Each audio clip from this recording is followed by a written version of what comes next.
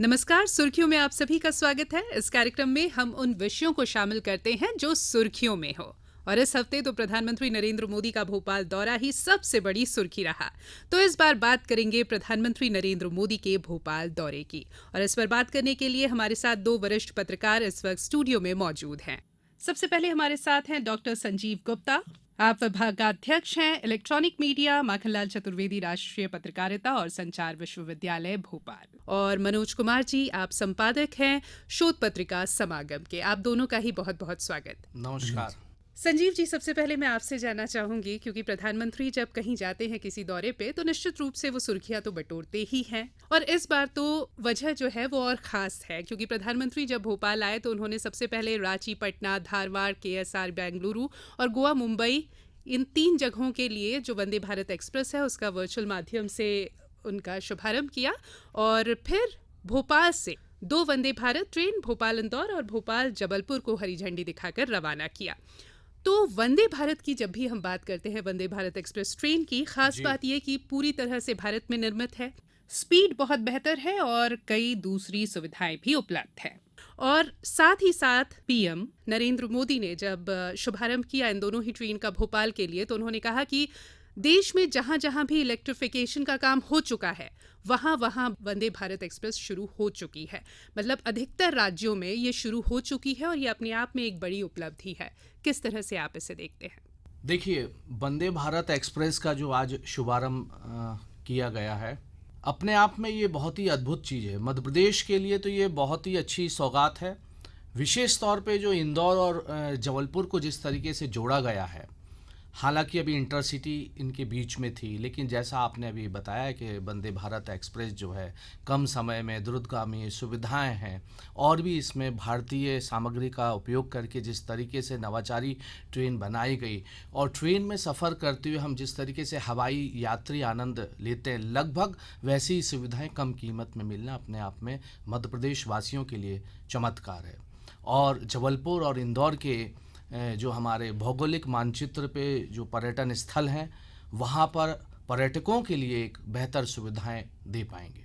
ना सिर्फ मध्य प्रदेश से बाहर अन्य प्रदेशों से आने वाले पर्यटक जब बेहतर सुविधाएं होती हैं, कम कीमत में होती हैं, तो आकर्षित होते हैं। तो मध्य प्रदेश के पर्यटन को एक नई दिशा देने में वंदे भारत इन ट्रेनों का योगदान भविष्य में तय होगा।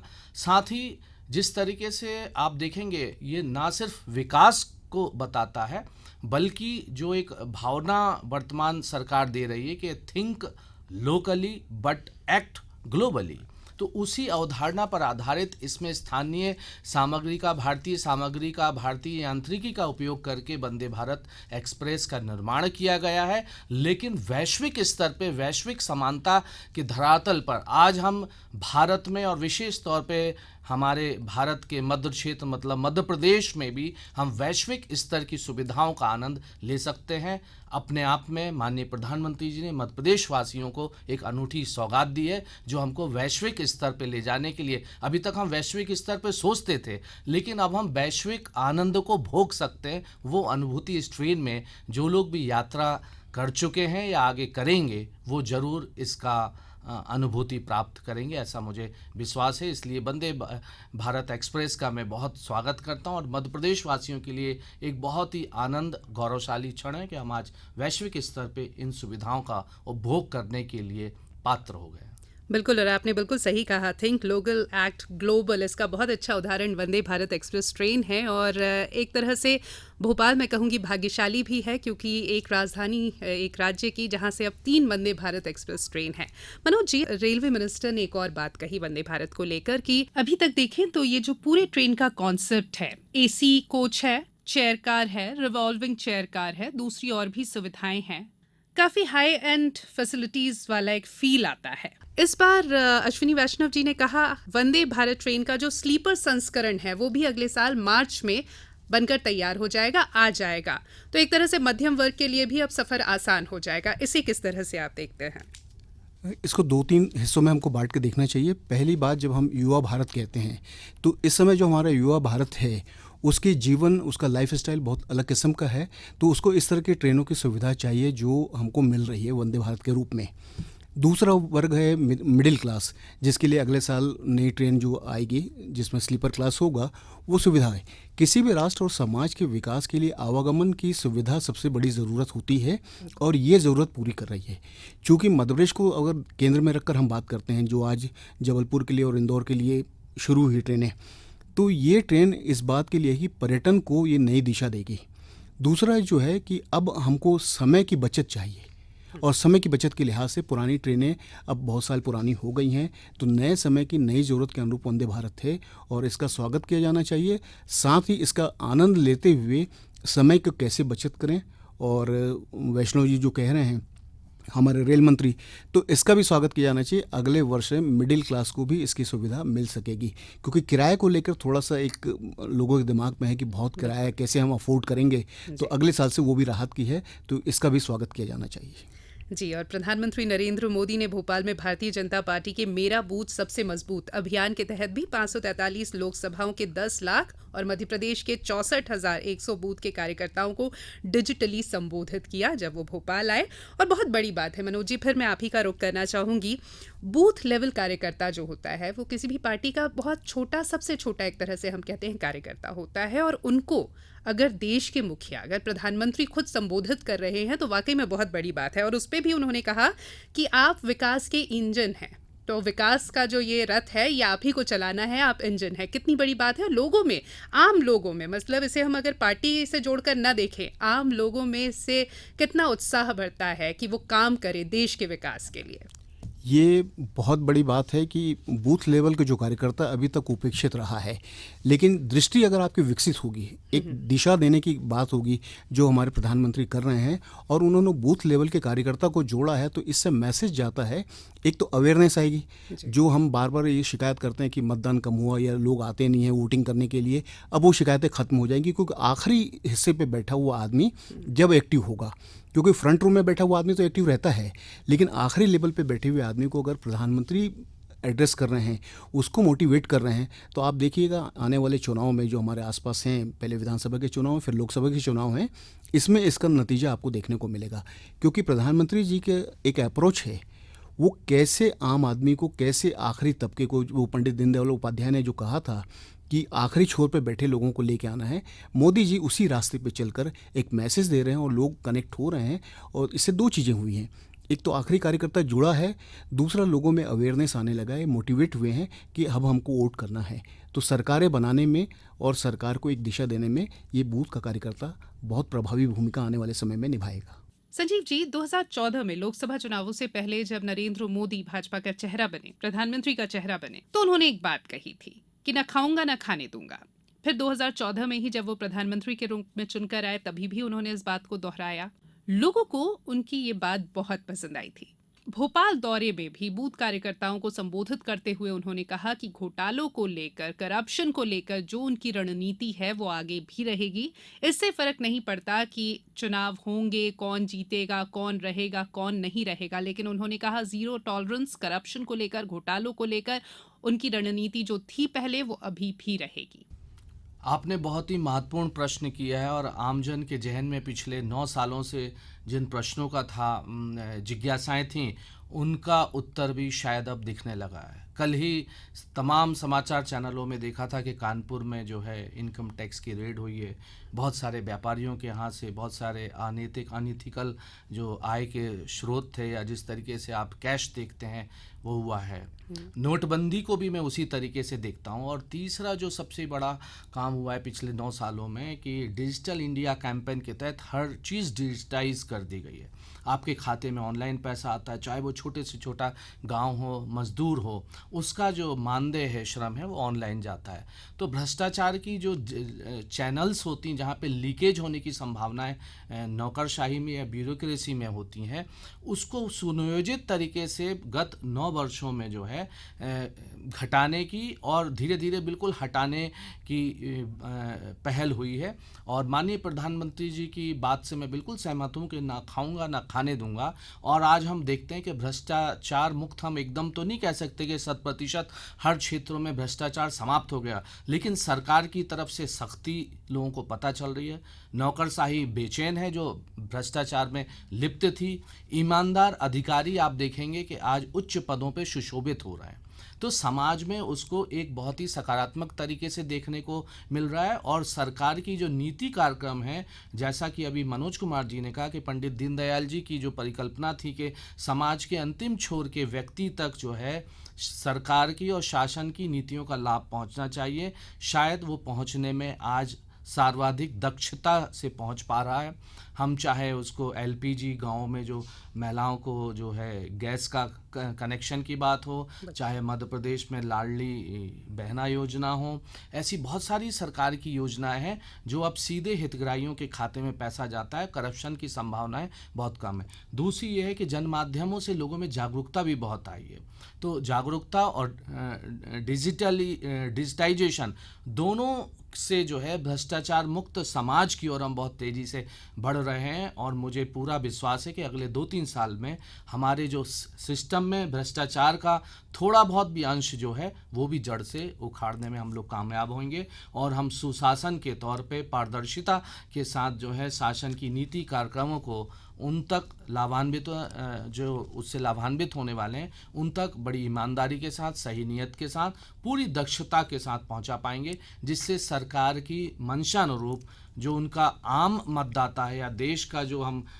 उसको गरीब तो नहीं कह सकते हैं, लेकिन हाँ जो आम व्यक्ति है, या पंडित दीनदयाल जी के शब्दों में मैं बोलूं कि समाज के अंतिम छोर के व्यक्ति तक का ख्याल हम बहुत ईमानदारी के साथ, बहुत ही संजीदगी के साथ, बहुत संवेदनशीलता के साथ कर पाएंगे। और सरकार अपने जब नीति कार्यक्रमों को अंतिम छोर के व्यक्ति तक पहुंचा पाएगी तो सही मायनों में लोकतंत्र का मीठा फल हम चख पाएंगे। लोकतंत्र जो है जनता का, जनता के लिए, जनता द्वारा है, और जब आम जनता को सरकार की नीति कार्यक्रमों का लाभ होता है तभी हम सही मायनों में लोकतंत्र को सफल पाते हैं।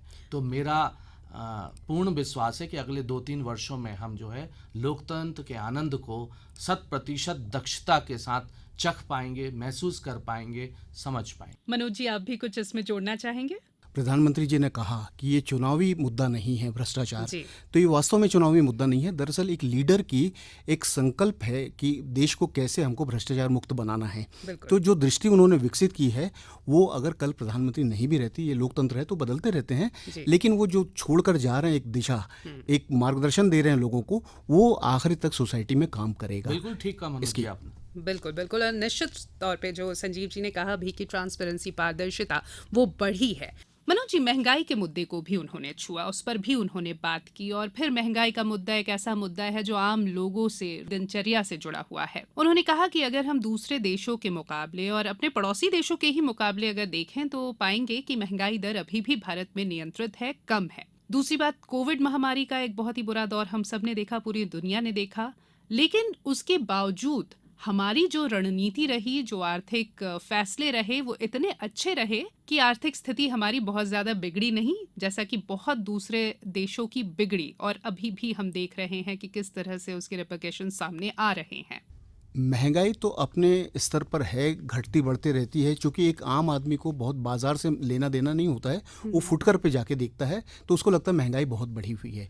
जबकि आप थोक बाजार पे जाते हैं और बड़े स्केल पर खरीदते हैं तो पता लगता है कि बाजार में कैसे पिछले दिनों तेल और चावल के रेट गिरे हुए हैं, दालों के भाव में कमी आई हुई है, लेकिन वो इतना कम होता है कि एक आम आदमी पर बहुत असर नहीं करता, इसलिए लगता है कि उसको महंगाई है। जहाँ तक कोविड का मामला है तो कोविड के दरमियान लोगों के खर्चे घटे हैं, और जो महंगाई अभी दिख रही है, जैसे आपने जन औषधि केंद्र की बात की, तो हमारे दिमाग में बैठ गया है कि ब्रांडेड दवाइयाँ इस्तेमाल करेंगे, हम जन औषधि केंद्र तक नहीं जाएंगे। तो अभी ज़रूरत ये है कि इस बात को इस्टेब्लिश करने की कि हम जन औषधि केंद्र जैसी और भी जो सुविधाएं हैं वो आम आदमी तक, सोसाइटी तक कैसे पहुँचे। इसका एक बढ़िया जरिया ये हो सकता है कि मोहल्ला में एक ऐसी बैठक, ऐसी गोष्ठी हो जहां हम बता सकें कि आपके कितने किलोमीटर की रेंज पर ये जन औषधि केंद्र है, जहां आप सस्ती कीमतों पे दवाई जो 2 रुपये में मिल रहा है उसको आप बाज़ार से 20 रुपये में ले रहे हैं। जब ये मैसेज पहुंचेगा तो निश्चित रूप से महंगाई तो कम हुई है, लेकिन अगर मान लो आप महंगाई की बात करते हैं तो आपकी इनकम भी बढ़ी है। जी। तो दूसरे देशों के मुकाबले में हमारे देश की भौगोलिक और सामाजिक और आर्थिक व्यवस्था बिल्कुल अलग है, तो उससे तो हम कंपेयर नहीं कर सकते। और यही वजह है कि जिस तरह का रिसेशन अभी अमेरिका में देखा जा रहा है या जो दूसरे विकसित देश हैं वहां देखा जा रहा है, वो स्थिति भारत में नहीं है। बहुत सारी बड़ी बड़ी कंपनियां, ग्लोबल कंपनियां ऐसी हैं जो कॉस्ट कटिंग कर रही है, लोगों को नौकरी से निकाल रही है। भारत में फिलहाल वो स्थिति नहीं है। और जो अगर नौकरी से हटाए जा रहे, कुछ किए जा रहे हैं, तो उसके पीछे देखना पड़ेगा कि उनका कौशल कितना काम कर रहा है। वो अपनी काबिलियत नहीं होने की वजह से भी हटाए जा रहे हैं और बात उसको लग रहा है कि वही कॉस्ट कटिंग की वजह से हो रहा है, ऐसा भी नहीं है। तो दोनों चीज़ें चल रही हैं और निश्चित रूप से कुछ तो राहत है, जी। पूरी तरह न सही। मनोज जी, एक और बात का जिक्र जो पीएम ने किया वो था यूनिफॉर्म सिविल कोड को लेकर, और उन्होंने कहा कि संविधान में भी नागरिकों के समान अधिकार की बात कही गई है, तो इसे लेकर जो भी भ्रामक बातें फैलाई जा रही हैं उन पर विश्वास न करें। तो एक मैसेज भी कहीं ना कहीं उन्होंने आम नागरिकों को यूनिफॉर्म सिविल कोड को भी लेकर कही। ये बहुत ज़रूरी है। दरअसल अभी जितनी भी स्कीम आ रही, चाहे सिविल कोड का मामला हो, महंगाई का मामला हो या और चीज़ों का, हम लोगों तक, जनमानस तक चीज़ों को ठीक से पहुंचा नहीं पा रहे हैं। उसके जो विरोधी हैं उसको गलत ढंग से प्रस्तुत कर रहे हैं। तो हमारा मन करता है कि जो हमारे फेवर में है हम उसको ले लेते हैं। महंगाई हमको लगता है फेवर में है, सिविल कोड लगता है कि ये होने से हमारा नुकसान हो जाएगा, तो हम उसको ले लेते हैं और सरकार के विरोधी हो जाते हैं। तो दरअसल अभी इस समय ज़रूरत यह है कि जो प्रचार माध्यम है, जो संचार के माध्यम हैं, वो प्रॉपर जानकारी लोगों तक पहुँचाएँ और मन साफ करें कि इससे ऐसा कोई नुकसान नहीं होने वाला है। हमारे एक भय का माहौल रहता है, सबसे पहले डरा दिया जाता है ये आया तो अब आप ख़त्म हो जाएंगे, और वो डर की वजह से लोगों का भरोसा खत्म होता है। जैसे आप ईश्वर को क्यों मानते हैं? इसलिए ना, जब आपके अपने ऊपर से भरोसा खत्म हो जाता है तो वो हाल सरकार के प्रति लोगों में, एक संचार माध्यमों में सुनियोजित ढंग से भरोसा को खत्म किया जा रहा है। सचिव जी, एक और बहुत अच्छी बात जो उन्होंने कार्यकर्ताओं से कही, उन्होंने कहा कि आप बच्चों से मिलिए, उनमें फल बांटिए, खजूर बांटिए, आप अपने जन्मदिन या कोई भी इस तरह का जो अवसर है वो आंगनवाड़ी के बच्चों के साथ बिताइए। फिर से मैं कह रही हूँ कि ये सिर्फ पार्टी से जुड़े कार्यकर्ताओं की बात नहीं है, ये वो मैसेज उन्होंने हर एक आम इंसान को दिया है कि आप जैसे अगर आप आंगनवाड़ी के बच्चों के साथ जुड़ेंगे, उनके साथ कोई भी बड़ा अवसर अगर आप मनाएंगे, तो निश्चित तौर पे उन बच्चों का पोषण सुधार होगा, दूसरी तमाम बातें हैं, और आपको भी पता चलेगा कि आपके आसपास की जो आंगनवाड़ियां हैं या बच्चों के पोषण का क्या स्तर है, उनकी शिक्षा हो रही है या नहीं, या क्या वास्तविक स्थिति है। तो आम लोगों को बहुत आम समस्याओं से जब आप जोड़ते हैं तो कहीं ना कहीं एक ह्यूमन चेन है जो अपने आप बहुत सारी विकृतियों को दूर कर देता है। देखिए, एक संवेदनशील और साफ सुथरा इंसान ही इतनी अच्छी सोच रख सकता है। माननीय प्रधानमंत्री जी ने बहुत अच्छी बात आम कार्यकर्ताओं से बोली कि आंगनबाड़ी में आप जाइए, दिन बिताइए, बच्चों के साथ बिताइए, खजूर, फल, जो भी आप तोहफे दे सकते हैं वो दीजिए। जब हम सामाजिक संरचना की बात करते हैं तो सृष्टि की सृजनशीलता में बच्चों से ही शुरुआत होती है, और हर माँ बाप का या सामाजिक उसमें हर व्यक्ति जो भी अर्जन करता है, ताउम्र कमाता है, अपने बच्चों के सपने पूरे करने के लिए कमाता है। उसकी सारी चिंता अपने बच्चे को सर्वश्रेष्ठ देने की होती है। और हमारे माननीय प्रधानमंत्री जी ने भी हमारे देश के बच्चों को सर्वश्रेष्ठ देने की बात की है। स्वस्थ मन रहे, स्वस्थ शरीर रहे, उसके लिए उनको खुराक अच्छी होगी, अच्छा सोचेंगे, अच्छा सपना देखेंगे, देश आगे बढ़ेगा। वैसे भी वैश्विक दृष्टि से जब हम एनालाइज करते हैं या डाटा का जब हम एनालाइज करते हैं तो भारत आज सबसे युवा देश के रूप में जाना जा। हमारे यहाँ आबादी जो है, युवा आबादी बहुत है।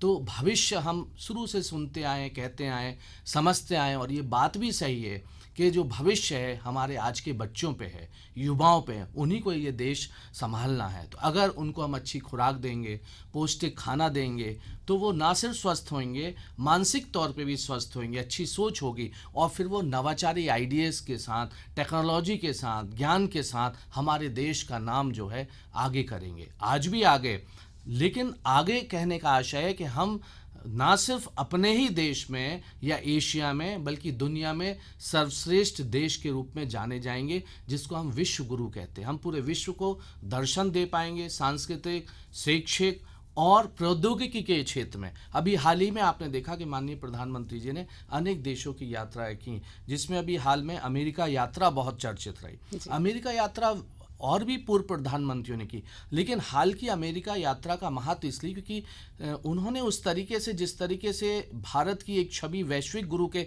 तौर पे भविष्य को लेके, जैसे उन्होंने कहा अभी हम अन्य देशों से अपने जो आज टेक्नोलॉजी के बिना हम आगे नहीं बढ़ सकते और उसके लिए हमको सेमीकंडक्टर चिप्स वगैरह चाहिए और उसके लिए हमने देखा कि अन्य देशों पे निर्भर रहना पड़ता है। तो आत्मनिर्भर भारत की जो संकल्पना है उसके लिए उन्होंने व्यवस्थाएं की कि हम कैसे सेमीकंडक्टर और चिप की व्यवस्था अपने भारतीय देशी स्तर पे कर सकते हैं।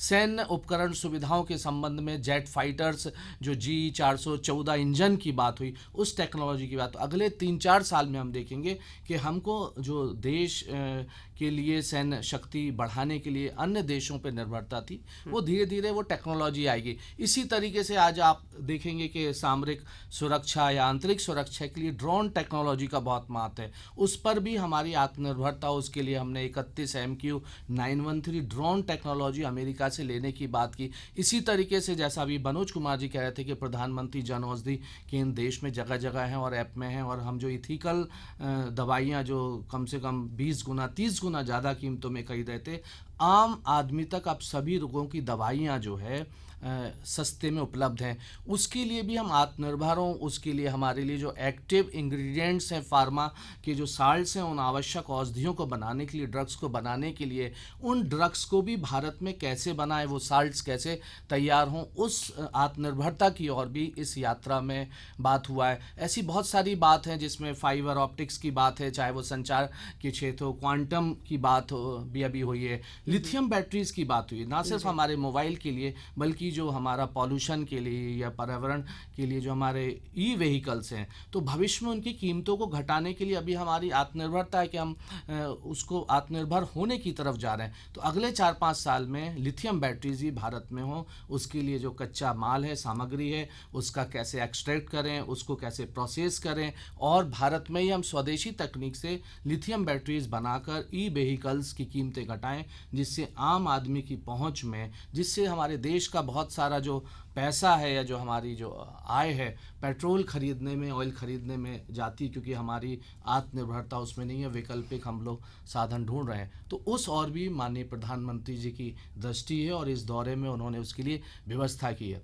तो समग्रता में हम देखेंगे तो एक व्यक्ति सारे देश की चिंता ना सिर्फ आज की भूत को ठीक करने की बल्कि भविष्य भी कैसे संभरे, तो आने वाले 1 दशक में आप देखेंगे कि बहुत सारे इन निर्णयों का, इन कदमों का, इन यात्राओं का शायद सार्थक परिणाम हमको मिलेगा और हमारा भारत देश और हम भारतीय गर्व कर पाएंगे, ना सिर्फ अपनी कौशल विकास के कारण बल्कि उन तकनीकों में आत्मनिर्भरता के कारण जिनके लिए हमको अन्य देशों पर निर्भर रहना पड़ता था, उनके दबाव में आना पड़ता था और मनचाही कीमतें उनको अदा करनी पड़ती थी, जिससे हमारे कोष पर भार आता था, जो भार हमारा घटेगा और फिर भविष्य में हमको अन्य देश ना तो हमको दबा पाएंगे, ना ही आँख दिखा पाएंगे, बल्कि शांति से हम रह पाएंगे। जो हमारी परिकल्पना है, भारतीय परिकल्पना है वसुधैव कुटुंबकम की और पड़ोसियों के साथ अच्छे संबंध और शांति से रहने की, तब शायद हम उन स्थितियों में, आदर्श स्थितियों में, भारतीय परिवेश की और संस्कारों वाली स्थितियों में जी पाएंगे, रह पाएंगे। उसी और हमारे कदम भविष्य में बढ़ रहे हैं। मेरी बहुत बहुत शुभकामनाएं हैं, बधाइयाँ हैं इन परिकल्पनाओं को पूर्ण होने के लिए। बिल्कुल, तो आत्मनिर्भर भारत सिर्फ एक जुमला नहीं है, उसको लेकर बहुत तेज गति से काम हो रहा है। जी और मनोज जी। प्रधानमंत्री जी ने जो आज संबोधन समाज को दिया है कि कैसे आंगनवाड़ी बच्चों के साथ करें, ये कोई नया नहीं है। ये दरअसल हमारी जो भारतीय संस्कृति की पुरातन व्यवस्था है उसकी तरफ लेके जा रहे हैं। आप देखिएगा, पुराने दादा दादियों से सुनेंगे तो बच्चा हुआ तो अब तालाब बनवा दो, लाइब्रेरी बनवा दो, स्कूल खुलवा दो, तो ये उसी का हिस्सा है। क्योंकि अब हमारे पास उतना स्पेस नहीं है, उतने पैसे नहीं है, उतना समय नहीं है, तो ये छोटे छोटे टुकड़े हैं जो आगे चलकर हमारी पुरानी संस्कृति को जिंदा करने के लिए है, ताकि हम विश्व गुरु की तरफ बन सकें, बढ़ सकें। बिल्कुल, बच्चों को खुशी दे पाए। हाँ, बिल्कुल, छोटी छोटी खुशी बड़े सपनों को पूरा करने के लिए बहुत जरूरी है, होती जिस है। और हमारे कदम जा रहे हैं, बढ़ रहे हैं, सरकार उसमें अगुवा बन के काम कर रही है, ये बहुत ही प्रशंसनीय बात और ये बिल्कुल। पहली बार हो रहा है ऐसा। बिल्कुल बिल्कुल। चूंकि समय कम है मनोज जी, 2 ऐसी योजनाएं जिनका शुभारंभ शहडोल से प्रधानमंत्री को करना था, लेकिन वो आने वाले दिनों में होगा, मौसम की वजह से वो कार्यक्रम रद्द हो गए थे। सिकल सेल उन्मूलन कार्यक्रम 2047 एक बहुत बड़ा लक्ष्य लेकर हम चल रहे हैं, और आयुष्मान योजना के तहत पीवीसी कार्ड जो डिजिटल कार्ड पहली बार होने थे, इस पर भी चलते चलते प्रकाश आप जी। डालना चाहेंगे? दरअसल ये जो सिकल सेल जो बीमारी है, ये इसके उन्मूलन के लिए जो प्रयास किए जा रहे हैं, ये बहुत ज़रूरी था। आदिवासी समाज को हम अपने तौर पे इस्तेमाल तो करते हैं, लेकिन उसकी चिंता नहीं करते, और पहली बार देशव्यापी चिंता हो रही है। तो समाज में ये जो बीमारी है आदिवासियों को कैसे ख़त्म कर रही है, उनके साथ कैसे प्रॉब्लम्स आ रहे हैं, इसको निपटाने के लिए ये बहुत ज़रूरी कदम है, और इसका सबको स्वागत किया जाना चाहिए, और राजनीति से उठकर स्वागत किया जाना चाहिए कि ये समाज का बड़ा हिस्सा है। दूसरा, वो जो पीवीसी कार्ड है वो इसलिए भी ज़रूरी है कि जो हमारा अभी गांव का सिस्टम है या शहर का सिस्टम है, जो मध्यम वर्गीय है, उनके पास सुरक्षित चीज़ कैसे रहे। ये कार्ड होने से कार्ड नुकसान नहीं होगा, ख़राब नहीं होगा, तो ये कहीं भी उपयोग कर सकते हैं। तो ये इस दोनों चीज़ें, दोनों स्कीम जो है अभी इस समय की ज़रूरत है, और इसको प्रधानमंत्री जी ने लाकर, और मैं तो इस सिकल सेल में मध्य प्रदेश के गवर्नर जी को भी बधाई देना चाहूँगा, धन्यवाद देना चाहूँगा। वो पूरे जुट कर पिछले अपने कार्यकाल में जितना उन्होंने आदिवासी क्षेत्रों का दौरा करके सब किया है, तो कहीं ना कहीं उनका बड़ा योगदान है, और इसकी वजह से ये बीमारी के निदान के लिए एक देशव्यापी अभियान शुरू हुआ है। ये वास्तव में स्वागत योग्य है, और इसकी ज़रूरत है समाज को। बहुत अच्छी बातचीत आप दोनों से ही, संजीव गुप्ता जी आपसे भी, मनोज जी आपसे भी हुई, और निश्चित तौर पे जो प्रधानमंत्री नरेंद्र मोदी ने एक बात कही ना कि आपको ही विकास का इंजन बनना है, तो ये दरअसल पूरे समाज से उनका आग्रह था कि आपको ही विकास का इंजन बनना है। उनका जो बुनियादी लक्ष्य है ना, सबका साथ सबका विकास, तो ये उसी का एक आगे बढ़ाने की बात है कि हम सब चलें, कि बूथ लेवल से कार्यकर्ता सामने आए, एक आम आदमी जुड़े, बच्चों से जुड़े, पूरी सोसाइटी हम एक दूसरे की चिंता करें। ये भी देखने वाली बात है कि हम बहुत छोटी छोटी चीज़ों से, जैसे आम बच्चों के साथ आप जुड़िए, उनके साथ बर्थडे मनाइए, बहुत छोटी सी बात है, और हम बहुत बड़े बड़े मुद्दों को भी टच कर रहे हैं। एक बात समझिए, जिनको हम बहुत छोटा कहते हैं बहुत महत्वपूर्ण है। यही छोटे छोटे नन्हे कदम एक दिन बड़े कदम होते हैं, और ना सिर्फ ये भारत में सबका साथ सबका विकास, बल्कि पूरे विश्व में आप देखेंगे माननीय प्रधानमंत्री जी एक जो सोच है, आप जितने भी उनके विदेश दौरे हुए हैं उसमें एक भारत की उन्होंने बड़ी स्ट्रैटेजिकली जो है वैश्विक जियो स्ट्रैटेजिक पोजीशन तय करने के लिए उन यात्राओं को या प्रवास को जब आप देखेंगे तो भारत की जियो स्ट्रैटेजिक पोजीशन एक वहाँ तय होती है। उससे आप एक वैश्विक गुरु की तरफ बढ़ पाते हैं, विश्व को आप मार्गदर्शन दे सकते हैं, ना सिर्फ संस्कार और शिक्षा में बल्कि अब प्रौद्योगिकी में भी भविष्य जो है भारत की तरफ देखेगा। ऐसे हमारे कदम बढ़ रहे हैं। आखिरी में मैं कहना चाहूँगा कि मध्य प्रदेश का प्रधानमंत्री जी का यह दौरा, ये मध्य प्रदेश के लिए गौरव की बात है कि सिकल सेल जैसी बीमारी को नेस्त नाबूद करने के लिए ये अभियान मध्य प्रदेश की धरती से शुरू हो रहा है। ठीक है, मौसम की वजह से थोड़ा डिले हुआ, लेकिन ये होगा तो ये मध्य प्रदेश के हिस्से में जाता है, और हम लोग गौरवान्वित महसूस करते हैं कि हम मध्य प्रदेश में निश्चित तौर पे मध्य प्रदेश के दिल में प्रधानमंत्री रहते हैं, और प्रधानमंत्री नरेंद्र मोदी के दिल में मध्य प्रदेश रहता है, इसमें कोई दो राय नहीं है। बहुत अच्छी बातचीत आप दोनों से ही हुई, बहुत बहुत धन्यवाद हमारे साथ जुड़ने के लिए। आकाशवाणी भोपाल का भी बहुत बहुत धन्यवाद, सभी श्रोताओं का धन्यवाद। और सुर्खियों में आज के लिए इतना ही। अगले सप्ताह फिर आपसे मुलाकात होगी, तब तक के लिए इजाजत दीजिए, नमस्कार।